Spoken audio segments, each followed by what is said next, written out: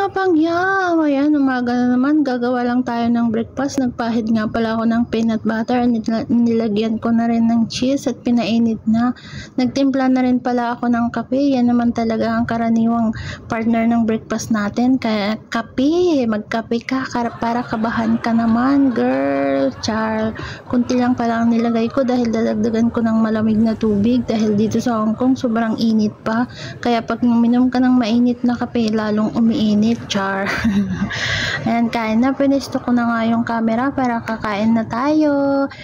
Unang kagat ko, guys. Ay, wow, napakasarap naman. Kahit hindi na masarap, isipin mo na lang na masarap kasi yan naman talaga ang mga OFW, kailangan magtiis. Ayan. Salamat naman sa Diyos at lagi akong pinagpapala sa mga amo, mabait, mapagbigay at ma-understanding. Yan naman talaga ang mahalaga. Ang masakit lang, hindi ako pinagpapala sa love life, char. Kaya ganun talaga ang buhay.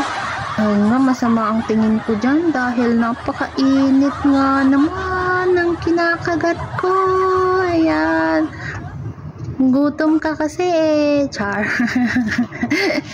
Ayan, napapaisip nga ako dyan habang nagkakape at kumakain ng breakfast. Parang napakahirap ng buhay. Gusto ko nang sumuko pero hindi pwede kasi may pinaglalaban ka at may pangarap ka pa sa buhay. Kaya habang malakas ka, magtrabaho ka muna. Bawal ang tamad-tamad, bawal ang tinatamad, laban lang. Kahit ganun ang sitwasyon namin, laban lang talaga. Kain mo na lang yan, girl.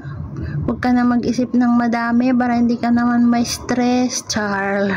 Huwag mo na sila isipin. Kung sila iniisip mo, huwag mo nang isipin dahil ikaw hindi ka nila iniisip, char. Anak ng tocha naman, no?